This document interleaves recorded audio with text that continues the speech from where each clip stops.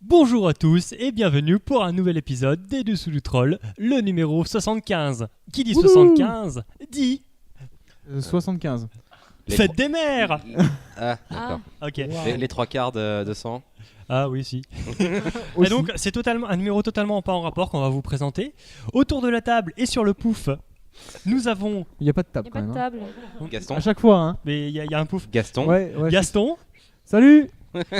J'ai fait la guerre. Félix, Félix Moreau pour être exact. Félix. Voilà. Bonjour Félix. Moi, c'est Gaston Copain. Et Gustave. Ouais, Gustave. Et Coralie qu'on va appeler Camille. Super. Et Anselme, voilà. Salut Anselme. Merci, Anselme. merci, C'est enchanté. Ansem, pas Ansem. Donc on a renouvelé tout le cast des Dessous du Troll. Ouais, en fait, on a fait une OPA pour racheter les dessous du troll et, Et, on a viré tous les Et animateurs. donc l'explication de ces nouveaux prénoms vous sera donnée par la suite. Donc avant tout et pour commencer, on va commencer par remercier nos partenaires. Donc pour la diffusion Bad Geek, Coucou. pour le matériel Xleak, Coucou. merci de nous prêter des jeux, la carte chance. Coucou. Ah ouais, là, ils sont bien la carte chance. Allez acheter des jeux, c'est Non, ils parce sont que, sympas. parce que les derniers étaient vachement cool. Ouais. Et ensuite, tous les médias éponymes sur lesquels vous pouvez nous retrouver, à savoir Facebook, Twitter, YouTube, Dailymotion. iTunes. Non, on n'est plus sur iTunes, Ah. on n'arrive pas à réparer le flux RSS et on a la flemme. Ok, donc bref, googlez les Dessous du Troll, on est sur plein de médias différents et c'est cool. Voilà. Et puis Apple, c'est pas bien, alors on n'est pas sur De toute iTunes. façon, quel que soit le support, c'est l'amour qui importe. Oh, c'est très. Ça serait presque un C'est un peu slogan. tendancieux là. Non, c'est pas mal, c'est pas mal. Et donc, pour finir cette magnifique intro, je vais vous présenter le sommaire, à savoir, Coralie va nous parler de Paris et ludique. Oui. Ensuite, on va enchaîner avec des histoires de poils lues avec Charlie, Avec Félix. avec Félix. Comment tu t'appelles déjà, Aurélien? Gaston. Et Gaston va nous parler de Libertalia. Ouais. Et on va Pirate. finir avec Gustave qui va nous parler de Dead of Winter. Ouais. Inter of the Dead. Winter is coming. Ouh, si, Ouais, ça non, passe. c'est pas ça en fait. Donc voilà. Bah, c'est t'es parti. censé me lancer le truc, tu vois. Allez, lance. Pas juste. Jean-Michel, transition. Faut faire transition. Donc moi je vais vous parler de Paris ludique parce que ça tombe bien. Normalement, au moment où vous écoutez ce podcast, si vous écoutez bien quand on sort, c'est ce week-end ou Voilà. le week-end d'après. Donc c'est pas la fête C'est le des mères. combien? C'est le 13 et le 14. Ouais, c'est le week-end Oui, non, d'après. oui, c'est le week-end d'après en fait. Donc c'est 13 et 14 juin. Donc c'est la 5e édition vu que c'est en route depuis 2011. Donc toujours le même principe du jeu en plein air sur un hectare au stade, je ne sais plus comment il s'appelle. C'est le boulodrome de. C'est quoi le nom de la ville? Je sais pas. Boulogne. Non, c'est pas Boulogne, c'est. Moi j'aurais dit Paris. Voilà, non. près de Paris. Boulodrome de. Oh putain. C'est là où il y a la foire du trône. Putain, c'est triste, c'est même pas à Paris, Paris est ludique. C'est vers C'est à Saint-Germain. côté de la foire du Je sais non, pas si c'est dans Paris. c'est la fête des loges à Saint-Germain. C'est à côté de la foire du trône. Oui, mais Voilà, c'est à côté de la foire du trône. J'arrive Voilà, pas très à bien. revoir, Après ce gros blocage bien Voilà, ce gros blocage de très la ville. professionnel. Hein. clair. Donc chaque année on vous a fortement conseillé d'y aller et généralement on y était. Cette année malheureusement je ne sais pas si on aura un de nos protagonistes qui pourra s'y rendre. Peut-être. C'est un peu compliqué cette année, ouais. Ouais, c'est un peu compliqué cette année. Donc on a toujours plein de choses. Le village ludique, vous aurez tous les éditeurs qui vous présentent toutes leurs nouveautés, vous font jouer tout ça. Le Royaume d'Alice qui est pour tous les jeux pour les enfants, la famille. L'espace Jeux à Volonté qui est en fait une association qui vous prête des jeux pour jouer la journée. Vous avez plus de 300 jeux. Il y a aussi toute la partie jeux de demain où vous voyez tous les prototypes. Vous avez aussi on vous fait participer parce que vous pouvez voter en fait pour les prototypes qui sont en lice cette année. Il y a en gros 10 jeux en expert et 20 jeux en famille. Et donc il remporte un prix, le jeu. Et il y a la liste déjà ou disponible? Oui, mais c'était un peu long, tu vois, ça fait 30 jeux, je vais pas dire 30 jeux là maintenant. Donc on peut les trouver Oui, facilement. vous pouvez les trouver, ils sont sur le site. Et vous avez aussi toute la A priori, partie ça jeu vous parlera pas trop. extérieur, vous avez les passe-trappes, les jeux en bois et le moulki. Donc bien sûr, comme d'habitude, il y a plein de concours. Vous pouvez soit vous inscrire en ligne ou vous inscrire directement là-bas, sur place s'il y a encore de la place. Et il y a aussi une petite excuse cette année. On a appris qu'on allait avoir donc en gros une démonstration, en tout cas presse, donc je ne sais pas si pour les visiteurs ce sera le cas, une démonstration de Seven Wonders Duel, qui est donc la nouvelle version donc, faite de Seven Wonders, donc je rappelle fait par Boza et Catala. Ouais. Qui Grosse signature quand même sur la boîte, quoi. voilà, qui normalement sort ce mois d'octobre, donc qui est en preview à Paris et Ludique. Du coup, c'est celui-là le petit jeu qu'ils offrent avec l'entrée ou c'est un autre jeu Ce n'est pas précisé sur le site. Ah, ils l'ont pas dit. Il manque quelques petites choses de genre on ne sait pas non plus les C'est la stands. surprise. Bon, c'est pas grave. Bon, limite de toute façon c'est Ils- toujours bien tous les ans. Vous pouvez y aller. Oui, ça. Il n'y a pas de souci. Vous pourrez jouer. Vous trouvez de la place. S'il pleut, il faut savoir que ça reste en extérieur, mais on va être quand même sous des tentes. Ouais. Donc, bon, vous inquiétez pas. Ils ont pas annoncé le tarif d'entrée non plus. Si, c'est 5 euros comme Ah ouais, d'habitude. ils ont même pas, ils ont pas changé le 5 prix. euros le tarif week-end. Donc, Ah, ça c'est bien ça. Ils ont même pas essayé de monter le prix, quoi. Donc C'est- voilà, c'est bien. ça reste très bien, pas loin des transports, donc vous pouvez y aller en transport en commun si vous avez envie. Et vous avez donc tout sur place à manger, tout ça, et à boire, et à jouer. C'est vraiment cool. Donc rendez-vous à la commune avoisinante de Paris au Boulodrome. Allez, À côté ça. de la Foire du Trône. maintenant, c'est l'heure des poils. Ah oui, cool. On va vous parler du jeu Les Poilus. D'où en fait les pseudos, hein, parce qu'on peut le révéler tout de suite, c'est les personnages du jeu qui sont eux-mêmes tirés de vrais poilus, si j'ose dire, qui sont en fait les grands-pères et arrière-grands-pères de tous ceux qui ont fait le jeu. Donc voilà. C'est sympa ça. Ouais, c'est pas sympa, les- c'est C'est un- pas les auteurs des lettres de poilus Non. Parce que j'ai vu qu'il avait fait en collaboration. Ouais. Donc déjà ça, petit clin d'œil. On va parler du jeu, alors on va rentrer dans le vif du sujet. C'est un jeu qui est très abordable, moi je dirais dès que votre enfant est éveillé, hein, si j'ose dire. Ouais. Ouais, non, Non, si. mais vraiment. Ouais, c'est clair. Bah, y a Y a pas si, de lecture. Il y a un petit peu Un à peu de lire. lecture, un tout petit Un peu de lecture. Ouais. Faut qu'il mais, sache lire. Voilà, il faut qu'il sache lire. À la limite, tu peux lui lire la carte au pire. Oui, c'est pas trop là. Et puis, enfin, le thème, ça reste la guerre, bien que le jeu en tant que tel n'est pas violent. Enfin, ça reste un thème peut-être un peu difficile. Ouais, enfin, c'est bon, hein, on est en 2015. Les gamins maintenant, ils voient de la guerre et du sexe à la télé pendant les pubs de 14 h. Donc, Ouais. j'ai envie de Non, dire que c'est Ça moins va violent aller. que ce qu'ils voient à la télé. Hein. Ouais. Oui, à ce niveau-là, il n'y a pas de souci. Les parties durent entre 30 minutes et 1 heure. Je pense qu'on est 1 heure correct. Oh, quand tu connais pas les règles. 30 bon. minutes. Là, on a fait une partie 30 minutes là. Ouais. Ouais. Voilà. Disons que pour la première partie, ça sera forcément un peu plus long. C'est un jeu qui se joue de 2 à 5 joueurs et qui coûte dans les 20 euros. Donc jusque-là, c'est normal. Donc on va parler un peu, comme j'aime à le faire, du packaging, parce que pour l'instant, il est très intéressant, ce packaging. Il est très beau. Pour l'instant, c'est-à-dire que après, il ne le sera plus. Il y a 2-3 histoires qu'il faut que je vous raconte dessus. Déjà, la première chose, c'est qu'il y a un vrai amour dans ce jeu par rapport au packaging. C'est-à-dire qu'il y a des illustrations qui sont très, très bien faites, là, il n'y a pas de souci. Réalisé par Tinius. Voilà. On a donc des jetons, etc., qui sont très bien découpés. Pour le coup, il n'y a vraiment pas, tu sais, les jetons que tu essayes de déboîter, Punché, ouais. qui coincent et qui arrachent la moitié de ton truc. Ah, non, bah, ça, c'est vraiment, bien. non, Ah, ça, vraiment, c'est bien. c'était nickel. C'est-à-dire que j'ai même pas eu à les enlever. C'était découpé Ouais, proprement, quoi. Ça, c'est bien. Ça tenait pas par une petite languette de je sais pas quoi. Donc ça, j'ai vraiment apprécié. J'ai vraiment apprécié aussi que le fond de la boîte, des deux côtés, il y ait des illustrations qui rappellent le jeu. Donc c'est du détail, mais moi ça me tient. Ça me fait plaisir en tout cas. J'ai vraiment apprécié que dans la notice, il y a des lettres de poilus, des morceaux de lettres de poilus.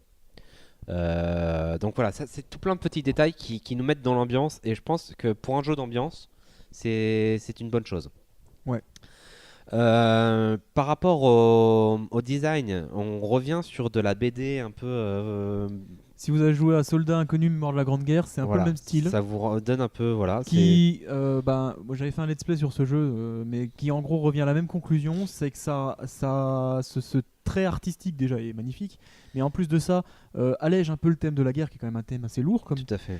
sans en enlever l'essence, c'est-à-dire sans enlever le sens de cette guerre, les difficultés, etc. Ça permet juste que ça soit, je sais pas comment dire, mais un peu plus agréable Oui. à en parler et à jouer avec. Ça fait partie en fait des dessinateurs gueule cassée.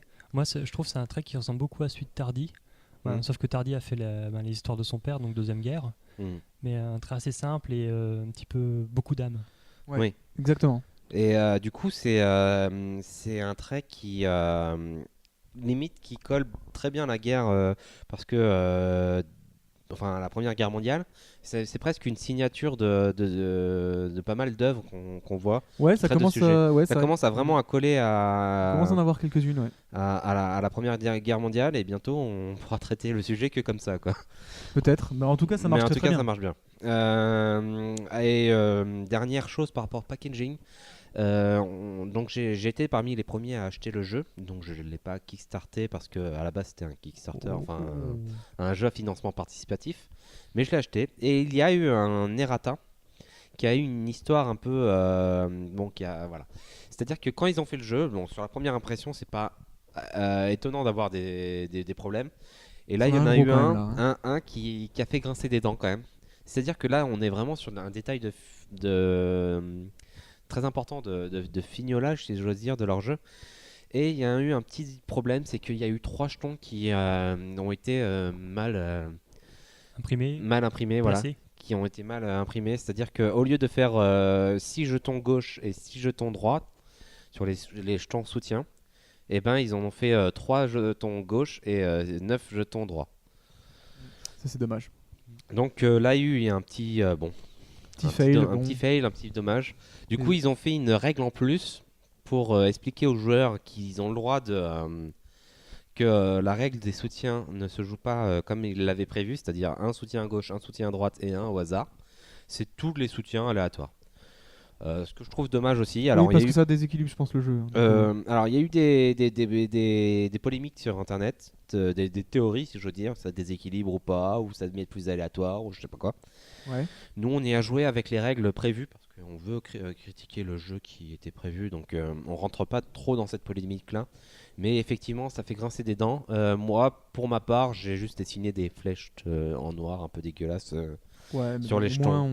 On joue avec les vraies règles. On joue avec les vraies règles, mais bon, on perd un peu de ce design. Ouais, c'est un peu dommage. C'est un peu dommage. Je pense en fait, tout le jeu évolue vers le chaos. Et en fait, le fait de commencer avec une main de soutien fixe, ça renforce cette idée. Ouais. Alors que si on commence directement avec des aléatoires, on est déjà en difficulté avancée. Oui, non, mais honnêtement, il y a des théories pour, des théories contre. Moi, je serais plutôt, je suis plutôt pour les règles de base prévues. Surtout que c'est celles qu'ils ont décidé de mettre dans le jeu, donc ça veut dire qu'ils y ont réfléchi, qu'ils se sont dit que ça allait tourner comme ça.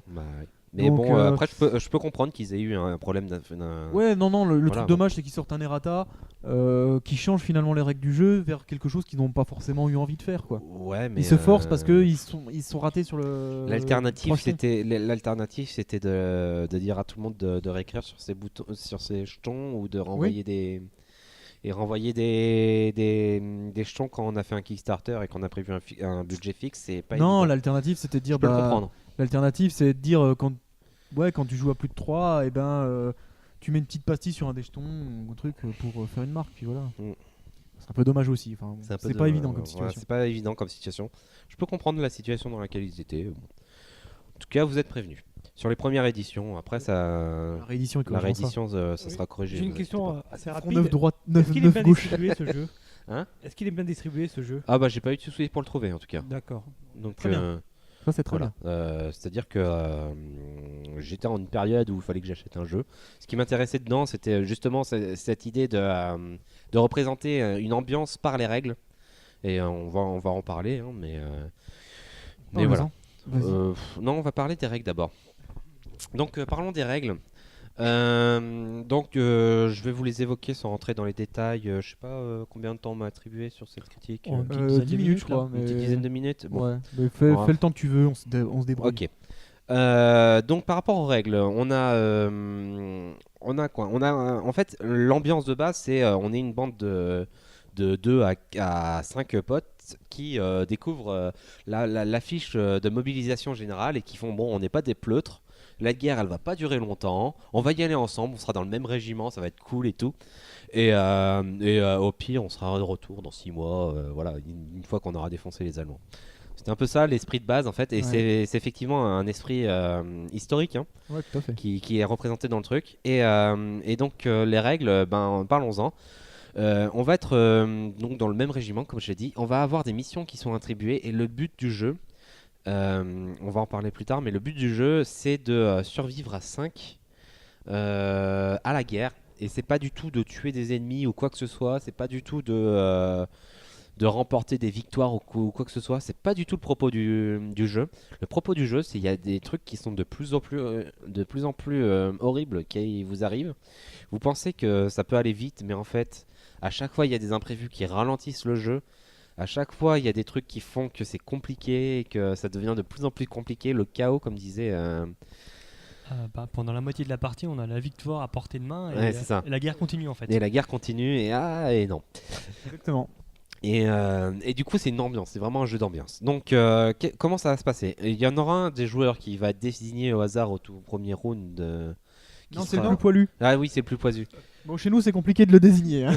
Le plus moustachu. Le plus moustachu. Qui sera le chef d'escadrille, enfin le chef en gros, qui va déterminer tout simplement la difficulté de la mission en choisissant le nombre de cartes qu'on distribue aux joueurs. Donc voilà, ça c'est l'assignation à la mission. Le deuxième joueur directement prend un jeton discours qui sera utile plus tard. Ces jetons discours sont au nombre de 5 pendant toute la partie. Et donc il faut savoir les garder. Et pendant votre tour de jeu, donc là on passe à la mission. La mission, chacun des joueurs rapportant du chef va jouer une carte.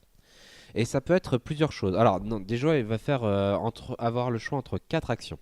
Soit il joue une carte, soit il dépense son pouvoir spécial, unique, soit il fait un discours, soit il se replie. Donc jusque là on est d'accord. Donc pour les cartes, il y a 2 types de cartes. Il y a des cartes coup dur et des cartes mission. Donc sur ces cartes-là, les cartes mission sont composées de plusieurs symboles. Vous avez le background qui peut représenter 3 types de terrain. La nuit, la neige, la pluie. Il y a le 4e qui est le neutre. Et la 4e qui est le neutre qui représente rien. Et vous avez des symboles dessus qui sont le sifflet qui représente une attaque de l'un ou de l'autre camp, que ce soit les Français qui attaquent ou des Allemands qui attaquent. À mon avis, pour les poilus, c'était à peu près la même chose. Quand ils entendaient le coup de sifflet, ils avaient dire des morts. Les baloches, quoi. C'est ça.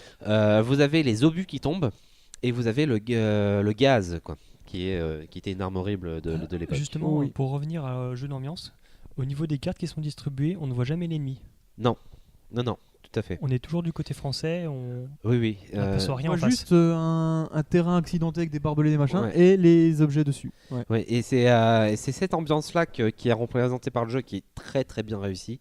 C'est-à-dire que c'est pas un conflit, c'est une situation. C'est une situation de merde, si j'ose dire.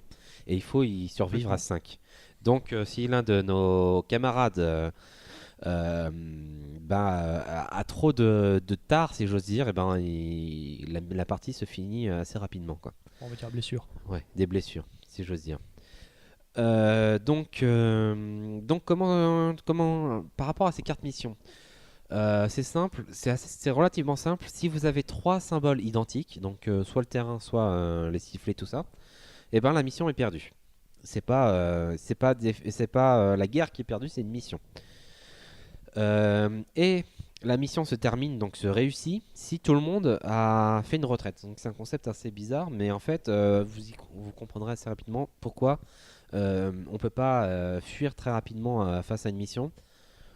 C'est tout simplement parce qu'à la fin de la mission, si tout le monde a des cartes en main encore, si tout le monde a beaucoup de cartes en main, même si vous avez réussi la mission, ça va vous faire, par rapport à la guerre, ça va être un effet négatif. Un allongement de la durée de la guerre. Voilà, un allongement de la situation. Donc, ça c'est par rapport aux cartes missions. Vous pouvez aussi avoir des cartes coup dur qui vous les jouez et elles vous sont automatiquement assignées. Comme je vous ai dit, l'important d'une mission c'est de défausser vos cartes, quoi qu'il arrive. Donc les coups durs, il va falloir les jouer à un moment ou à un autre. Et ces coups durs vont être assez pénalisants dans cette partie. C'est le gros intérêt de ce jeu, j'ai envie de dire. Ouais. C'est vous allez avoir des traits négatifs, genre des phobies, Il y a des phobies, des traumatismes et des trucs variables. Des traumatismes, des trucs à lire sur les blessures, cartes. des traits de caractère qui ressortent. Ouais, c'est ça. Genre, typiquement, le personnage qui est orgueilleux ne pourra pas plus fuir la mission. Ouais, des Enfin, choses ne qui pourra minent plus la se coopération. ouais, c'est ça, complètement. Et là, il y a le côté sale ambiance de la guerre qui surgit. Donc, du coup, mine de rien, avec ce jeu, avec toutes les mécaniques qui rajoutent, on vit vraiment, grâce au système, la guerre telle qu'elle est, quoi. Donc ça c'est pour les cartes. On a le droit de faire un discours. Le discours, pour être rapide, vous permettre de faire défausser des cartes missions de la main de vos alliés, de vos camarades. Le trèfle, donc le pouvoir spécial. Le discours est en RP. Le discours, oui. Alors tout le jeu se joue en ayant un espèce de côté RP, si j'ose dire, de roleplay. En tout cas, à partir du moment où on commence à connaître les règles. Voilà. Et c'est vraiment un très bon truc d'immersion. Vous avez le pouvoir spécial qui permet d'annuler une carte mission qui correspond au symbole sur votre carte personnage. Et la retraite où vous mettez un jeton soutien, ces fameux jetons soutien qui ont une polémique, qui vous permettent de soutenir soit votre camarade de droite, soit celui de gauche, soit celui de deux fois à droite, soit celui de 2 fois à gauche, qui peut être le même à 4. Donc voilà, ça vous permet de soutenir une personne. Et cette personne-là, si elle se sent soutenue à la fin de la mission, on va lui enlever des coups durs. C'est ça. Et ça, c'est aussi une mécanique très intéressante, quoi. C'est vraiment se soutenir, quoi. Ouais. Se serrer les coudes. Se serrer les corps pour gagner. Donc voilà, là je vous ai expliqué les règles et j'en ai profité pour vous dire l'intérêt de toutes ces règles. On va passer à l'avis des joueurs parce que voilà, c'est intéressant. C'est vraiment un jeu intéressant. Et, qui c'est qui commence? Coralie. Allez, vas-y. Coralie.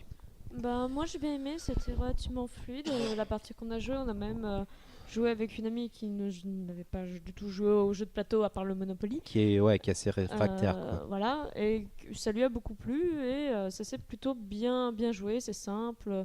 Donc à partir du moment où un jeu est simple, amusant, enfin c'est parfait, quoi. Ouais. À part peut-être la phase de soutien. Gustave, qu'est-ce que t'en penses? Oui, la phase de soutien, des fois on avait un peu perdu le jeu aussi à cause de ça. Oui, parce que tu t'es complètement. Ouais, tu faisais n'importe quoi, c'est de ta faute. Tu es un si long. T'as pas compris qu'on était tous ensemble. Oui, d'accord. Non, le problème c'est que comme on n'a pas le droit de parler, c'est vrai que le soutien est vraiment plus dur. Alors, on a fait des parties où on a le droit de parler et du coup c'est vraiment. C'est moins intéressant. C'est beaucoup moins intéressant, évidemment. Oui. Et du coup, en fait, ça rend le jeu un peu plus dur. Et justement, en parlant des soutiens, il y a une deuxième couche de lecture, si j'ose dire, par rapport au jeu. C'est ceux qui commencent à compter les cartes soutien qui circulent et du coup tu commences à avoir les possibilités. Ah oui. Et c'est peut-être à ce niveau-là que tu commences à être très bon joueur. Ouais, peut-être. Oui, parce que quand il y en avait un qui avait pas compris qu'il n'y avait que des droites, c'est sûr que. Ouais. Donc pendant la phase soutien, on essaye d'en dévoiler le moins possible. Des fois, on en dit un peu quand même. Mais voilà, c'est une phase intéressante. Pour toi, Anselme. Ouais. En fait, j'ai un avis assez complexe sur le jeu. Alors, tout d'abord, il est facile à prendre en main, il se joue bien, il y a une ambiance. Et ensuite, j'ai l'impression qu'il y a une marge de progression. Parce qu'en fait, réussir une mission, quand tout va bien, c'est facile. Ouais. Réussir une mission difficile, c'est facile. Mais en fait, on va capitaliser sur chaque mission des difficultés. En fait, c'est comme la procrastination. Tout ce qu'on a laissé de côté, en fait, se capitalise. Et au bout d'un moment, on va arriver à une situation de blocage. Et en fait, je pense qu'on peut vraiment jouer le metagame dans le jeu, ou arriver à anticiper le blocage, compter les cartes soutien, décider de prendre des choses pour soi ou les infliger au groupe. Oui. Parce qu'en gros, le gros problème, c'est qu'on ne peut pas vraiment échouer volontairement une mission, sauf avec des pièges, mais on peut décider, si j'échoue la mission, je prendrai moins un truc sur la tête. Il y a vraiment l'intérêt général versus l'intérêt perso. Alors il y a les cartes pièges, il y a aussi les coups durs qui peuvent vraiment faire... Typiquement, si tu peux pas trop plier et que tu es obligé de jouer une carte qui fait perdre. Bah au final, tu te retrouves à faire des choix assez compliqués vers la fin de la partie où est-ce que je mets tout le groupe en danger pour sauver ma gueule, mais d'un autre côté, si je sauve pas ma gueule, la partie est finie. Ouais, c'est ça. Bref, c'est plein de petits ennuis. Si tu as eu plein de coups durs, c'est intéressant de jouer pour soi. Alors que si tu es bien dans la partie, il faut aider les alliés, quoi. Je pense que c'est un jeu qui est assez dur et qui mérite, en fait, il y a une marge de progression. Ouais. Moi, ce qui m'intéresse dans ce jeu, effectivement, c'est l'ambiance. C'est vraiment l'ambiance qui retranscrit. J'ai 2 appréhensions par rapport à ce jeu, 2 petites craintes, mais vraiment les seules. C'est le côté aléatoire, donc des cartes pièges, etc. Mais d'après l'expérience que j'en ai actuellement, c'est vraiment bien. Non, c'est pas gênant. C'est vraiment, tu prends un risque. Il y a 2 situations, il faut les anticiper. Soit ça échoue et dans ce cas-là, bon. Soit ça a réussi, puis voilà. C'est pas gênant. La mission qui échoue, c'est pas franchement. C'est punitif quand même. C'est punitif, mais c'est pas le truc qui va te faire perdre. Non, tu peux te relever. Tu peux te relever. Et c'est ça que j'aime bien. Donc tu peux essayer de maîtriser les risques que tu prends. Donc des fois ça. Voilà. Hein. Et deuxième chose qui me fait un peu peur, c'est la rejouabilité. Je sais pas si ce jeu tiendrait longtemps sur beaucoup de jeux. Aucun doute que tu peux en faire 50 parties. Hein. Ouais, tu penses ? Ah oui. Par rapport à l'ambiance, de toute façon, qui est tellement bonne. Bon, voilà. Ça, c'était mes 2 seules craintes. Et sinon, c'est vraiment un bon jeu. J'ai expliqué les mécanismes qui m'intéressent beaucoup.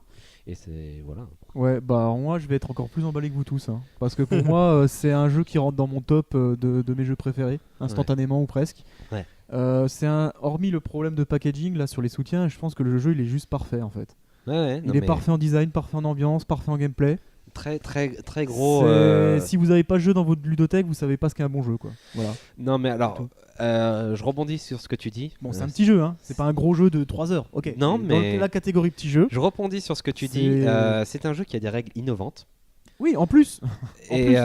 Sur un thème qui est pas beaucoup abordé, qui est un thème quand même sérieux, mais abordé avec un peu de légèreté. Enfin, non, il est juste parfait. Un jeu de passionnés qui parle d'un thème effectivement intéressant. Il est juste parfait. Et pour être un peu dans les règles de jeu depuis longtemps, c'est assez rare de voir quelqu'un qui... Enfin, je sais pas qui a fait les règles du tout, mais chapeau, parce que c'est assez rare de voir quelqu'un qui sait maîtriser quand même à ce niveau-là, qui fait des trucs qui sortent de... Voilà, c'est pas un Dominion Online, c'est pas un jeu ultra connu, etc. Et qui arrive à mettre les épices là, comme ça.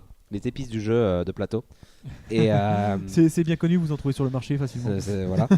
et d'être à ce point juste, en fait. C'est-à-dire que moi, souvent, je joue à des jeux, je fais je pourrais rajouter ce genre de règles, etc. Là, au bout de quelques parties, non, je rajouterais peut-être vite fait sur les discours, essayer de demander RP aux joueurs qui sont à côté de vous, histoire d'orienter, voilà, mais c'est tout. Non, mais même pas. Peut-être des règles avancées d'ambiance, mais rien sur les mécanismes. Et je pense que la règle d'ambiance, tu fais ce que tu as envie. Si tu n'as pas envie de faire sur l'ambiance, tu peux jouer, ça passera très bien. Si tu as envie de faire dans l'ambiance, tu peux le faire, ça passera très bien. Ouais. Et ça prouve quand même que Kickstarter est capable de sortir des pépites absolument magiques. Enfin, c'est ce jeu. Franchement, vous vous jetez dessus, c'est tout. Vous posez pas de questions. Vous jetez dessus, vous l'achetez, vous allez kiffer. C'est tout. Voilà, c'est dit. On va passer à la suite du coup. Voilà. En parlant de kiffant, Aurélien, qu'est-ce que tu vas nous faire kiffer aujourd'hui ? Là, je vais être un peu moins gentil. Hein. Ah bon ? Moi, je vais vous parler de Libertalia. Libertalia, c'est un jeu qui est sorti en 2012. C'est un jeu fait par Paolo Mori, illustré par Stéphane Gantier et Benjamin Carré. Donc sur la boîte il y a écrit 14+, oui c'est à peu près ça, peut-être plus jeune ça peut passer, mais bon encore une fois ça dépend un peu des neurones qui connectent. Ouais. Voilà. 45 minutes à peu près en effet, de 2 à 6 joueurs et une quarantaine d'euros. Alors sachant que j'y ai joué, alors je vais vous faire un peu l'histoire de ce jeu quand même parce que j'y ai joué pas mal finalement. J'y ai joué sur Board Game Arena, puis sur plateau, puis sur Board Game Arena. Donc j'ai découvert le jeu sur Board Game Arena, j'y ai joué, j'ai fait je sais pas 3, 4, 5 parties. À l'époque, c'était il y a 3 ans, je crois. 2 ans, enfin à la date de sortie 2012, ouais c'est ça, 3 ans, quasiment 3 ans. D'accord. Bon bah j'avais bien kiffé, je trouvais le jeu sympa et tout. Après j'avais joué sur plateau, j'ai fait 2-3 parties sur le plateau, le packaging sympa, machin, bon bah, j'avais bien aimé, mais je me disais ah ouais il m'ennuie ce jeu. Ah il y a ça qui va pas, il y a ça qui va pas, il y a ça qui va pas. Et là on a refait une partie très récemment pour que je me remette les règles en tête et tout ça, et là on s'est dit putain quand même pas génial quoi. Voilà. Donc c'est un peu une courbe descendante sur mon avis positif du jeu. En 3 ans tu as récupéré des goûts d'adultes. Non, mais honnêtement, je suis d'accord avec Aurélien là-dessus. C'est un jeu qui je sais pas pourquoi. En fait, il est assez dur à appréhender. Et au final, mon avis final, c'est je sais pas. Enfin, on n'en est pas là, mais je sais pas pourquoi, mais il y a des trucs qui coincent. Ouais. C'est un peu Alors, viens-y. Donc, je vais déjà vous expliquer rapidement les règles. Donc, les règles. L'idée, c'est que donc vous jouez des pirates, une troupe, enfin vous êtes un peu le chef d'une troupe de pirates qui, comme tout bon pirate se respectant, veut gagner des thunes, des doublons. Les doublons, en fait, ça représente les points de victoire quelque part, et celui qui a le plus de doublons à la fin de la partie a gagné. Sachant que les doublons, ils sont présents sous 2 formes, on va dire. Il y a la forme physique, où vous pouvez avoir réellement des pièces qui peuvent se perdre, se gagner, etc. Et puis il y a la forme un peu sur les cartes qui vous disent à la fin de tel truc vous gagnez tant, etc. Le jeu se joue en 3 campagnes de 6 tours chacun. À chaque fin de campagne, on fait un précompte de doublons pour mettre de côté. On fait le calcul, tac, on avance sur une roue où il y a les comptages. Et puis on relance une nouvelle campagne dans une situation initiale en repartant quasiment de 0. Alors quand vous commencez une campagne, vous avez quoi ? Vous avez 10 doublons de base. Donc déjà 10 points de victoire. Donc si vous faites moins de 30 points de victoire à la fin de la partie, c'est que vous avez merdé. Oui. Question, ça arrive ? C'est confirmé. J'ai jamais vu ça, mais ça doit pouvoir c'est arriver. possible vu qu'il y a des cartes qui te prennent des... Oui, non, mais ouais, c'est si t'es possible, vraiment très mauvais, je pense que ça arrive. C'est-à-dire que toutes tes cartes que tu joues, mauvais, c'est pour quoi. pas gagner, quoi. Une fois que tu as payé les impôts, les charges sur le navire... Voilà, donc vous avez 10 doublons et vous avez 9 cartes en main. Alors, en fait, le jeu, chaque joueur possède un tas de 30 cartes. Les 30 cartes sont des cartes personnages qui ont un numéro noté dessus, de 1 à 30, qui ont des pouvoirs qui sont très différents suivant les personnages. Je ne vais pas tous vous les citer parce que ça va être extrêmement long. Et puis qui ont aussi un petit rectangle gris où il y a un numéro dedans qui permet de départager les égalités entre les numéros. Si 2 mecs jouent la carte 30, on prend ce deuxième chiffre pour savoir qui gagne. Quand vous débutez la partie, un des joueurs va tirer les 9 premières cartes, va dire les numéros qu'il a et les autres vont prendre les mêmes numéros. Ce qui fait que le pool de cartes est aléatoire, mais tout le monde a le même. L'intérêt de ça, c'est, si tout le monde n'avait pas le même, le jeu serait juste injouable. Donc c'est obligatoire. Ensuite, qu'est-ce qui va se passer ? À chaque tour, donc il y a 6 tours, à chaque tour, vous allez jouer une carte. Tout le monde va jouer une carte. En même temps, face cachée, on les révèle. Et ces cartes, on les trie dans l'ordre croissant de numéros. Ensuite, on applique les pouvoirs. Donc les pouvoirs, il y en a de 4 types. Il y a les pouvoirs de... alors attendez, je l'ai noté quand même, parce que je ne me rappelle plus. De journée, qui sont joués dans l'ordre croissant et qui sont joués une fois au moment où le personnage est joué. Donc une seule fois finalement quand on joue le personnage. Excuse-moi, quand tu dis tous les joueurs prennent les mêmes cartes, ils prennent les mêmes cartes avec le chiffre principal, mais le chiffre secondaire peut être le différent. chiffre secondaire, il est différent parce que ils ont réparti pour qu'il n'y ait jamais d'égalité en fait. Ok, c'est les ça. chiffres secondaires. Donc vous allez jouer la phase de journée. Donc la phase de journée globalement ça va être des trucs style gagner 3 doublons, aller tuer le personnage machin ou je sais pas quoi. Non d'ailleurs c'est plutôt crépuscule qu'on tue en général, plutôt qu'en journée. Ensuite vous avez la phase de crépuscule qui joue après la phase de journée et qui joue dans l'ordre décroissant des numéros. Ensuite vous avez la phase de nuit qui se joue à chaque tour pour votre personnage une fois qu'il est dans votre repère. Le personnage quand il est joué on le met dans son repère devant soi. À la fin après l'avoir joué, et donc quand il est dans son repère et tant qu'il y reste, il peut jouer ses actions de nuit. Tous les personnages n'ont pas forcément une action de journée, une action de crépuscule, une action de nuit, ça dépend. Il y en a qui l'ont, il y en a qui l'ont pas. Et enfin, il y a une dernière action qui est l'action qui joue en fin de campagne, c'est-à-dire que si à la fin des 6 tours, vous avez toujours votre personnage qui est dans votre repère, vous pouvez appliquer le pouvoir. Il y en a, ça va être gagner 10 doublons, il y en a, ça va être perdre 10 doublons. Ça dépend, parce qu'il vous a donné un truc plus avant. Donc il va falloir s'en débarrasser. Tout à fait. Voilà, ça c'est ce que vous allez pouvoir jouer. Ensuite, une fois que vous avez fait, donc vous avez mis vos personnages, vous avez fait dans l'ordre, vous avez joué ces trucs-là. Ensuite, dans l'ordre décroissant, donc après la phase de journée, de crépuscule, pardon, dans l'ordre décroissant, vous allez choisir un butin. Le butin, en fait, en bas du plateau, il y a 6 cases où on met le nombre de joueurs de petits jetons dans ces cases. Et en fait, les butins, il y a 2, 4, 6, 7 types différents. Il y a les coffres qui, à la fin de la campagne, rapportent 5 doublons. Les bijoux qui, à la fin de la campagne, rapportent 3 doublons. Les tonneaux, je crois que ça s'appelle les fournitures, qui rapportent 1 doublon. Les cartes. Les Napoléons. Non, il y a les cartes au trésor qui rapportent 12 doublons pour 3 cartes. Mais si vous en avez une ou deux, c'est rien. Ouais, mais elles peuvent se jouer avec des personnages. Mais il y a des personnages qui peuvent les dépenser. Il y a les reliques maudites qui vous font perdre 3 points de victoire à la fin de la campagne. Il y a les officiers qui vous tuent votre personnage. Oui. Quand vous le récupérez, l'officier, le personnage, au lieu de le mettre dans le repère, il crève. Voilà.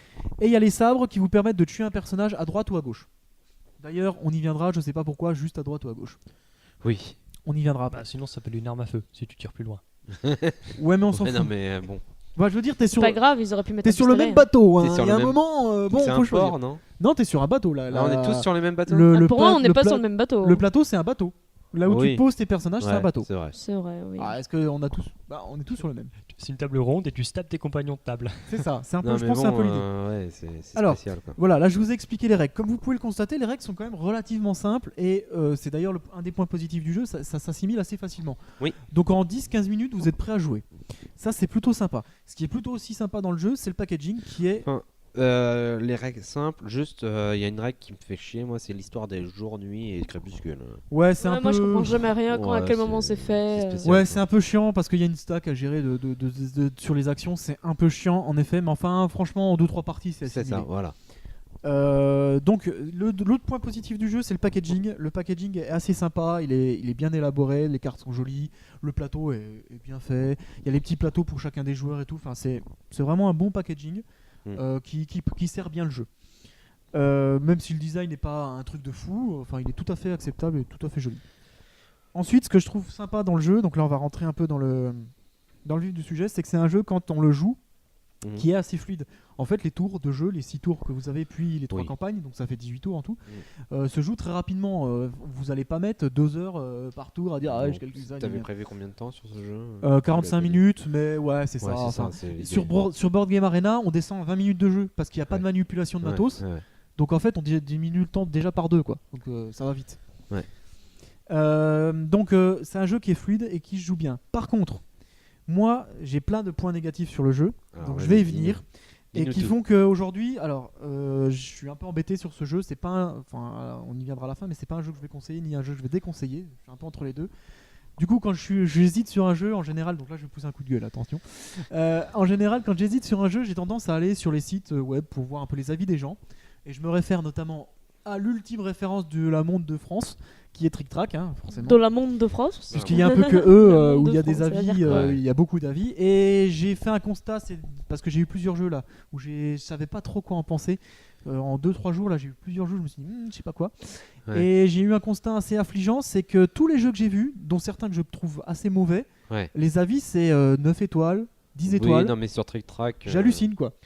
Alors, les gens te disent c'est le jeu de l'année. Soit la communauté de Trick Track est mauvaise, ce que je pense pas. Non, honnêtement. Je pense pas non plus. Soit il y a des, un peu comme dans tous les sites. Alors, soit... non, alors il y a plusieurs problématiques. Il y a la problématique du mec qui va noter le jeu que parce qu'il l'a trouvé bien. Donc ceux qui le trouvent mauvais vont pas le noter. Alors là, du coup, t'as que les avis positifs. Ouais, il y a de ça. Est-ce qu'il y a de ça ? Et on connaît pas aussi l'expérience de joueurs qu'ont les joueurs qui notent les jeux. Donc ils ont peut-être pas la même expérience que nous. Un mec qui a joué à 3 jeux différents et qui joue 2 mauvais et un bof, il va trouver le bof très bien. Non, mais c'est intéressant de voir le fond de leur pensée au-delà de la note. Ouais, alors je lis souvent les fonds de pensée. Qu'est-ce qu'ils apprécient, tout ça. Quand on te dit que Libertalia c'est un des meilleurs jeux auxquels ils ont jamais joué, c'est le jeu de l'année et tout ça, je suis pas convaincu. Hein. Franchement, je suis pas convaincu. Bon. Voilà. Une question simple, il a eu un prix ou pas ? Non, que dalle, je crois pas. Ouais, mais voilà, même les prix, c'est assez discutable.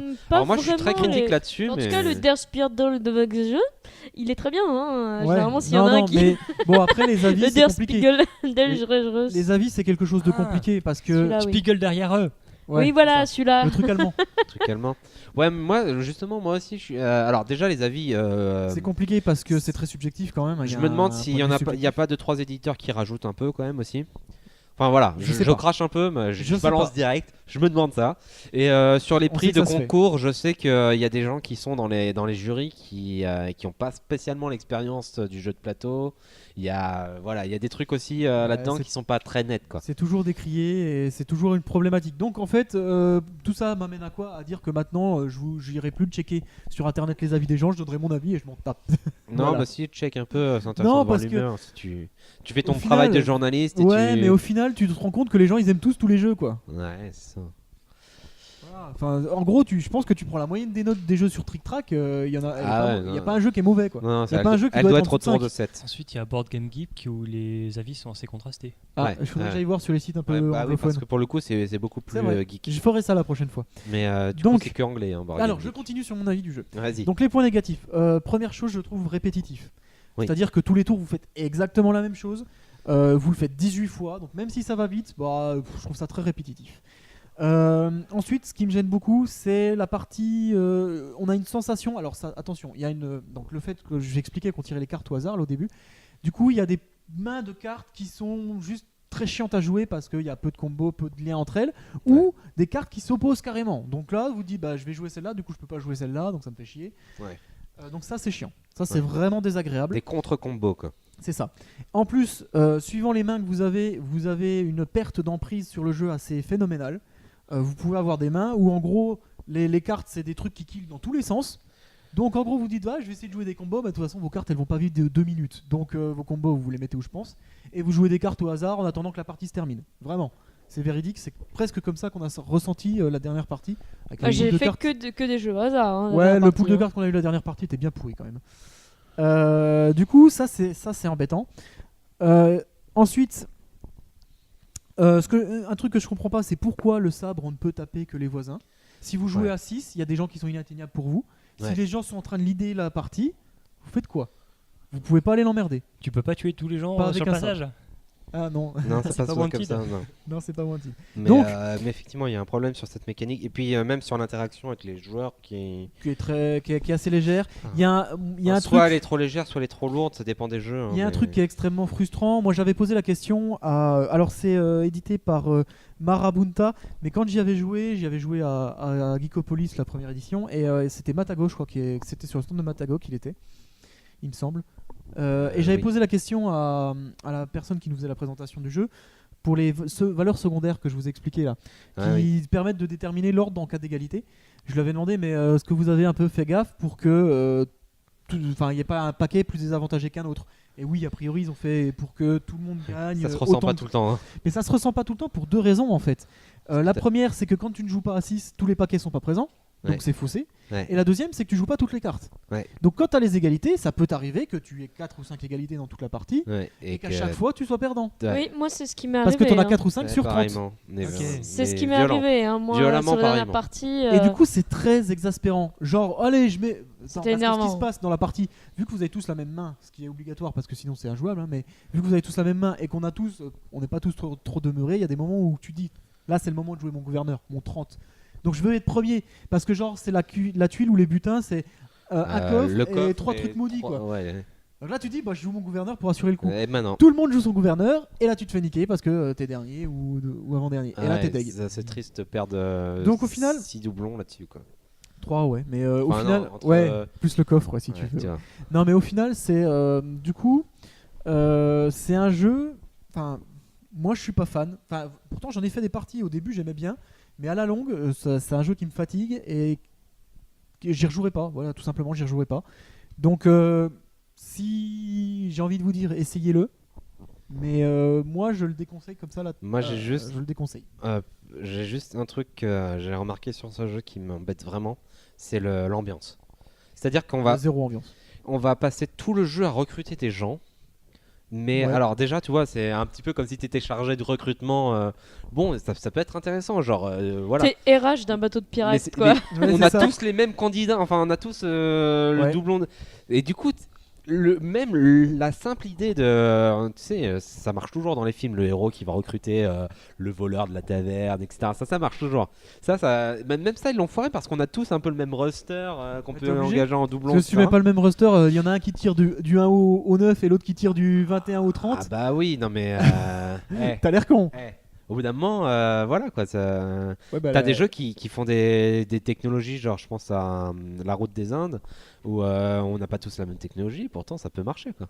Ouais, mais là, vu que tout joue sur les valeurs, Ouais, mais pour le coup, ça craint quoi. Ça me saoule quoi, parce que même le petit côté qui marche vachement bien dans l'ambiance du recruteur, ben tu l'as pas quoi. Sinon, un petit dernier mot rapide. Ouais, un dernier mot rapide, bah bof. Peut-être Coralie, t'as peut-être un truc à dire dessus. Non, moi j'ai joué complètement aléatoire et ça m'a pas botté. Hein. Je faisais autre chose en Et t'as pas jouant. gagné, mince. Non, j'ai pas gagné. Mais J'ai pas ceci, gagné. ceci dit, t'as pas attendez. gagné, mais J'ai pas gagné, mais au point j'avais peut-être 3 points de Mais différence c'est avec ça, le meilleur c'est ça. quoi. c'est ça Ouais, qui est horrible. et nous on a joué Donc en gros. moyennement sérieusement, mais enfin un peu. Mais au final, j'ai gagné genre avec un point d'avance sur Alex, Sur avec Alex. un point sur toi. Ouais, ouais. Mais genre, et c'est limite, tu sais pas trop pourquoi t'as gagné quoi. Et C'est si ça. j'avais fait un truc, j'aurais gagné, mais honnêtement, Ouais, voilà. voilà, tout le monde peut se C'est dire pas, ça. c'est pas un grand moment ludique. Ouais, donc bon, mais pas top. Ouais, non. Non, par bof. contre, si Juste c'est bof bof. chez toi, c'est mauvais chez moi. Hein. Non, bah je vais dire bof parce que a priori il y a des gens qui aiment bien ce jeu quand même, donc Ah peut-être que vous l'aimerez bien. Voilà, Mais je Mais Faut moi, pas je se l'aime laisser suis influencer. désolé hein. pour eux, je leur crache à la tête s'ils veulent, mais C'est pas Mais gentil non. ça.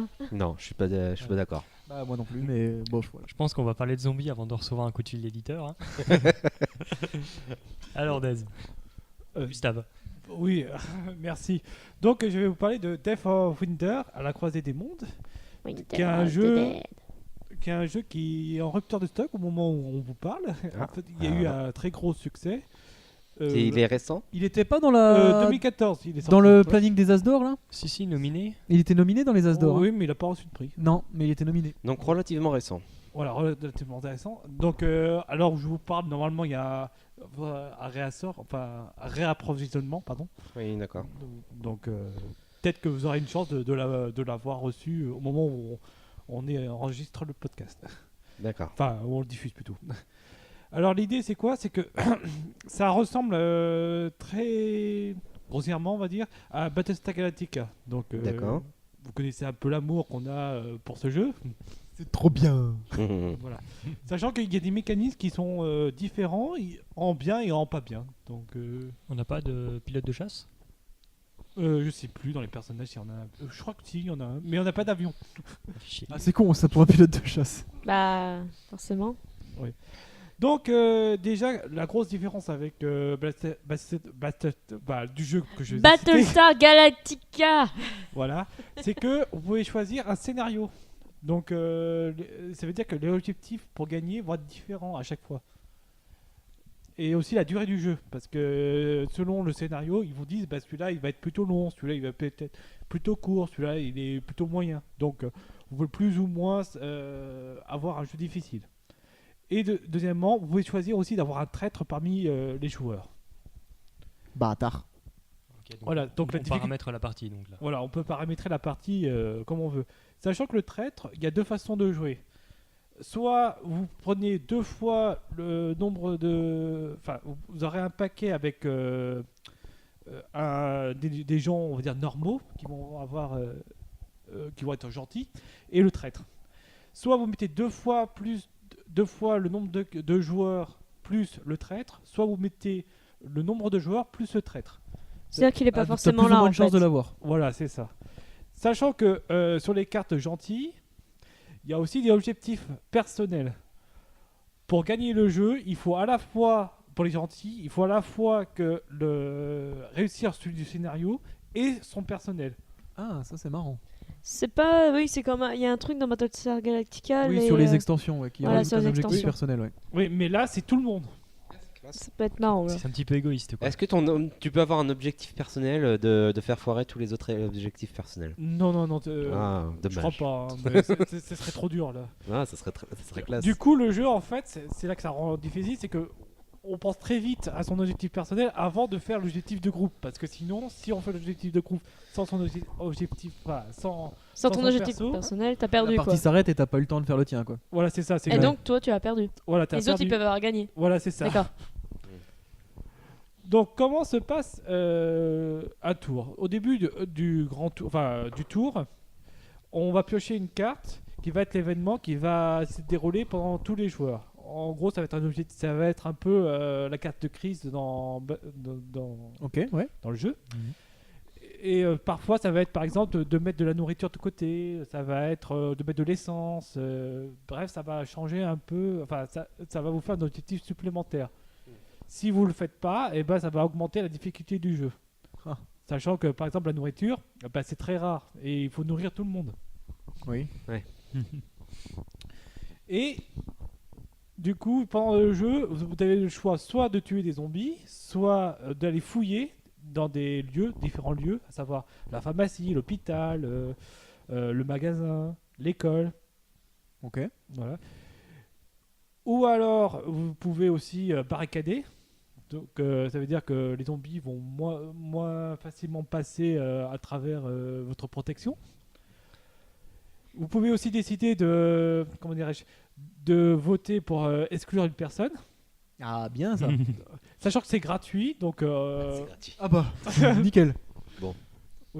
Mais le problème, c'est que si c'est un gentil, et ben, on peut perdre de la morale. Enfin, Oui, comme dans Battlestar, mais c'est pas grave. C'est le parfois, sas, hein. quoi. ouais. Sauf que le problème, c'est qu'il est toujours dans la partie, donc il peut vous pourrir.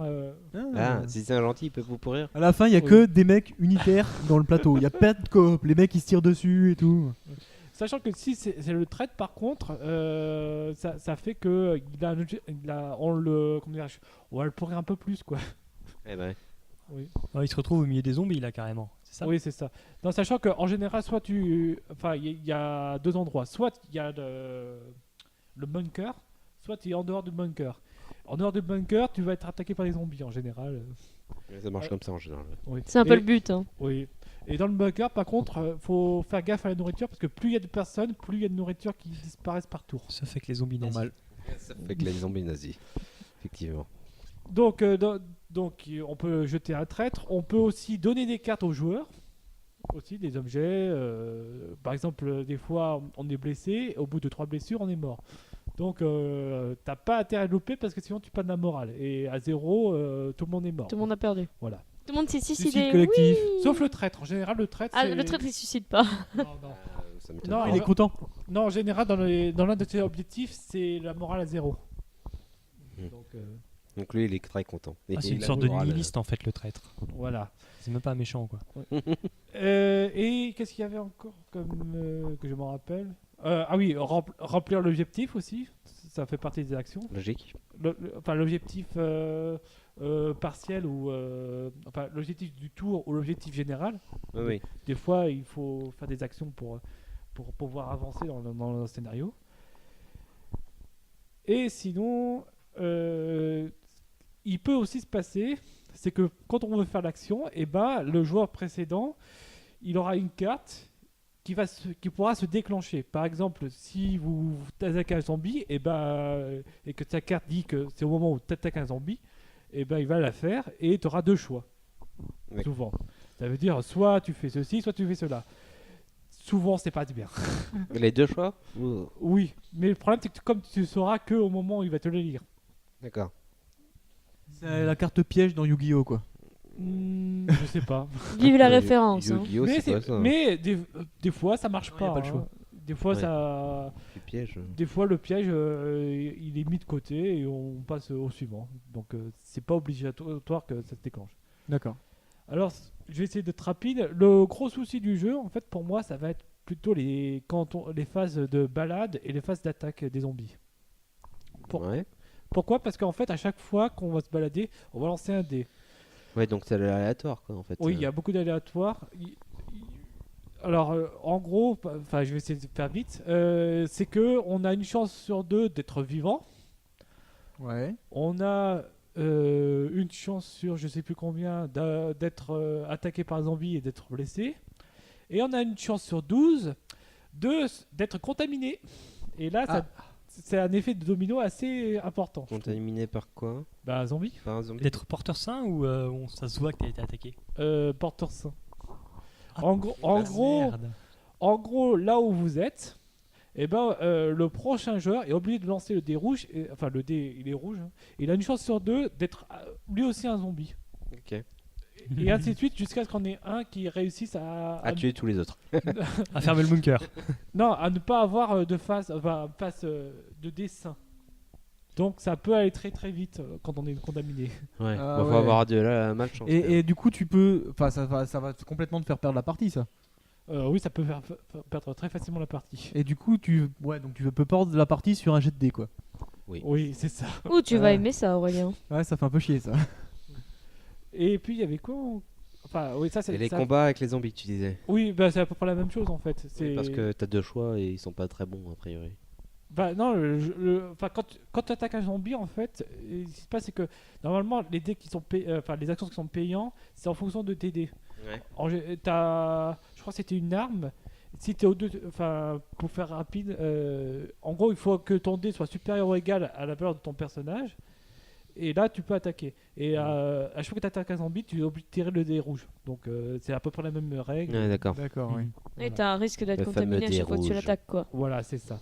Du coup, ton avis sur ce jeu, hormis ces problèmes de random là, ça Bah, joue pas bien, le c'est random, je bien. trouve que c'est pas mal. Bon, il y a beaucoup de matos, il y a beaucoup de cartes, je trouve, parce Mhm. que chaque lieu a son propre deck. Ok.